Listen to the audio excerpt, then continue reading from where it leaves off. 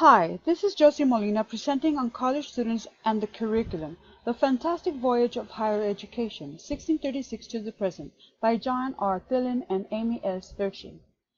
This is an essay on the chronological history of higher education using some excerpts from the student's point of view, using journals, short stories, notebooks, and legends. Since the early days, colleges have relied upon student tuition to survive, with the exception of self-contained universities like Cambridge and Oxford, who received funds from large endowments. The balance of universities was to maintain the balance of standards of academic performance, student conduct, while being competitive, affordable, and attractive to students. Students also began to create organizations that led to improvement of the college experience. Debating clubs, creation of libraries, and discussion groups were additional new changes. In 1881, the Dartmouth trial, students rebelled against the president and the courses taught. Alumni lent the money to the protest, and students wanted to add courses to the sciences, in the sciences, lab work, and include new subjects like history, government, and economics. The president was put on trial. They lobbied to have a new forward-thinking president and succeeded. After the Civil War, enrollment decreased. Trying to increase the numbers, the university practiced rolling tuition charges, where the price was reduced closer to the start of the semester to entice more students to enroll. Admission requirements were lowered to those students who could pay tuition. A bidding war begun on tuition reduction. Some of the data published in their catalogs were not whole truths. Summaries were faked or did not include all of the data. Dropout rates were high, and in graduation less than 20%.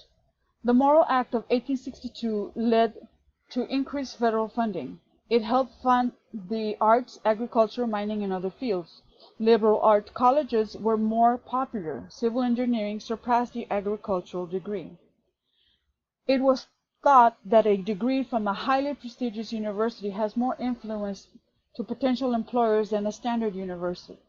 Certifications in the old languages like Latin and Greek were offered to assist students in applying to medical, law, or business schools.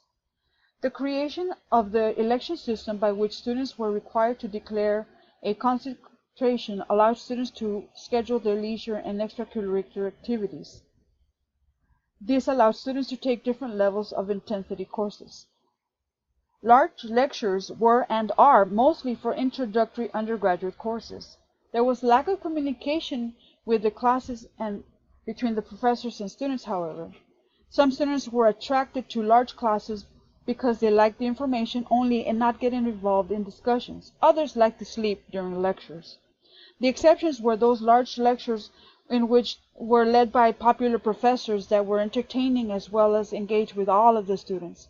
Today we have a mixture of large, mid-sized, and small classes. During the 1970s, a policy developed where students evaluated their courses and professors to measure the faculty accountability. This actually was first developed by students. There were guidebooks published by alumni and upperclassmen that wrote about their experiences with their courses and professors. Study aids, also created by students. Those who took precise notes began to sell them in order to make profit. Today, students now use technology to rate the professors and use the internet as study aids as well.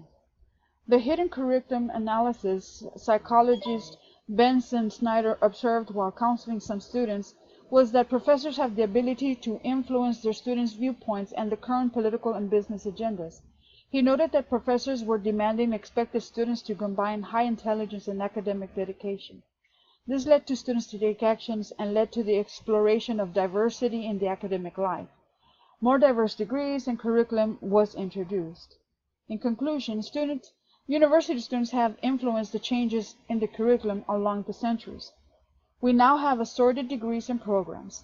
Student protests, requests, actions have shifted to curriculum. They have influenced the higher education goals with a bit of give and take. All those involved in that include students, faculty, administration, presidents, alumni, and community play a large part in student socialization.